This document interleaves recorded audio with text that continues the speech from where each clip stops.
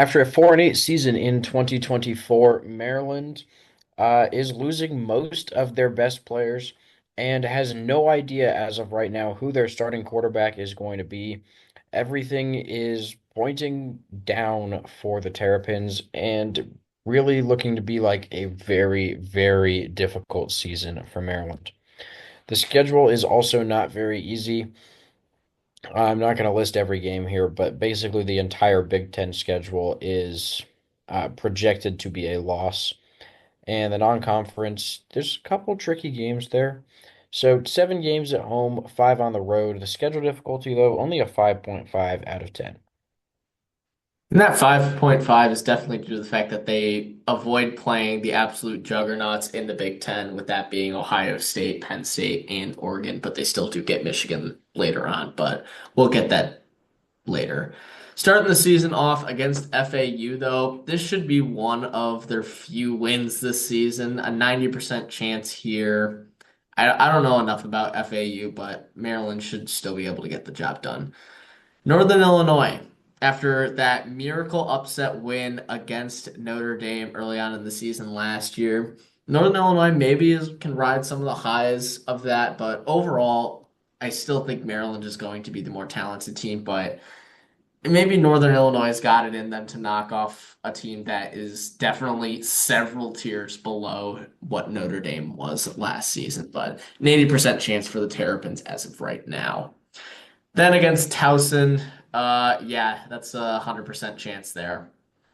Then they go on the road to start Big Ten play against Wisconsin. Camp Randall, one of the toughest environments to play in all of college football, despite how good or bad the Wisconsin football team might be.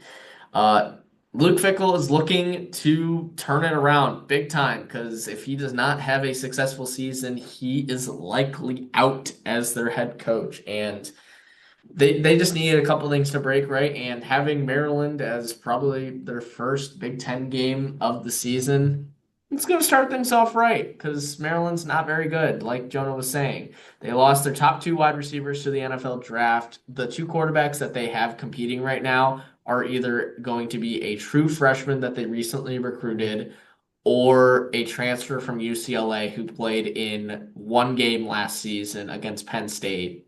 So pick your poison on inexperience there. So a 25% chance for the Terrapins to start the season off, the Big Ten season off with a win. After their first bye week, going back home to face Washington, we actually like this Washington team quite a bit. Definitely going to be a dark horse in the Big Ten this season. And even though this one's at home for Maryland, only a 30% chance here. I think Washington's definitely the more talented team. And just overall, not really a great odds for the Terps in this one. Then you got Dylan Raiola and Nebraska coming to town.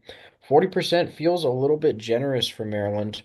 But Nebraska, they tend to win some games that they maybe shouldn't and lose a few really, really bad games during the season and typically play everybody pretty close. So I think Maryland is going to have a chance in this one. But overall, it's it's only about a 40% chance. And again, that's probably a little bit generous. Then it's a road trip to UCLA. This one's sitting at 35%, and the Bruins just got Nico Iamaleava in the transfer portal, which is definitely going to help bolster their offense. And overall, still not going to be a great team in the Big Ten. They're not going to win the conference, might not even make a bowl game, but they do have a pretty good chance of beating Maryland.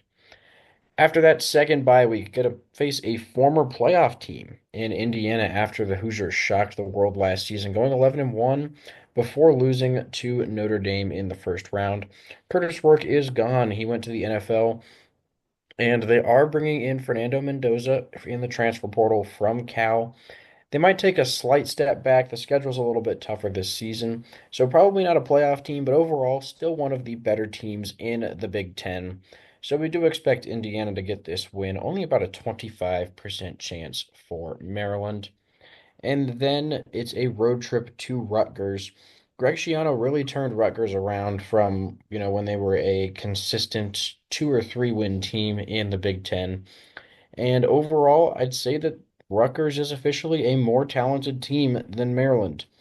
The fact that this is on the road really doesn't help out the Terps. So we are going to go with Rutgers here, only about a 30% chance for Maryland. After that, they're still on the road, this time going to Memorial Stadium to face Illinois. Illinois is returning Luke Altmaier as their starting quarterback after one of their best seasons in recent memory, looking to maybe have a little bit of an Indiana-esque season. Their schedule is also pretty difficult, so that is going to be a little bit more difficult to have that consistent success compared to last year. But Illinois is still going to be the more talented team. Returning a starting quarterback is always a good thing, and when it's after one of his best seasons, they're going to be the best team out of these two. So 15% chance for the Terps to get a road win here. Then they face the Michigan Wolverines. Michigan's big story, Bryce Underwood is a potential starting quarterback for them, depending on how things work. Their quarterback battle is still going on after their spring game.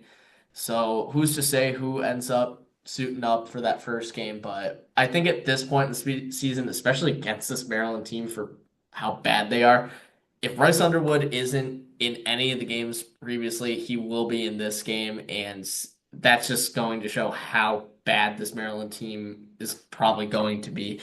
20% chance here might be a little bit generous because this Michigan defense that's good every single year is going to eat them alive.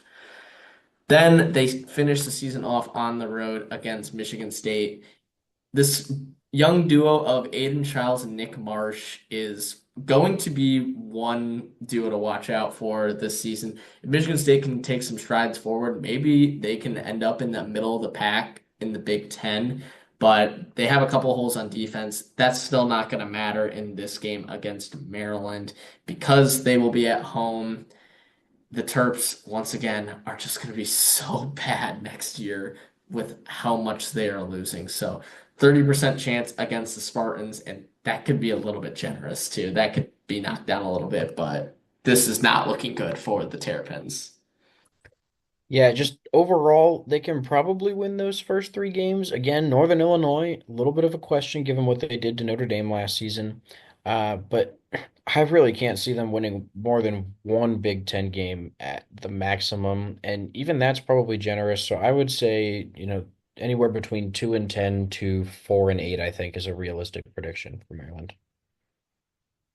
Yeah, took the words right out of my mouth. The Big Ten schedule is not going to be easy. If they get to 4 wins, they're getting one upset win. I would think that's either going to be Nebraska dropping a game they shouldn't, or UCLA, even with Nico still being the UCLA we've seen the past couple of years, or maybe Rutgers just falls short. But overall, I, I'm beating a dead horse right now. This is not an easy schedule for a team that's not going to be very good. So 4 wins is the absolute highest I go. Yeah, and that is what we're going to predict for right now, but it might end up going down a little bit. It was the record last season. The projected win total is actually 5.2 wins, which seems very high. That's why we predicted under that at 4-8. And the over-under from Vegas is actually 4.5, just slightly favoring the over. But I really don't see a way that Maryland gets to 5 wins. So we're going to go ahead and go under that for right now. Most likely going to end up, here at 4-8, maybe even 3-9 when we revisit this later in the off season. Anyways, thank you guys for watching. Please make sure to like and subscribe, and we'll see you in our next video.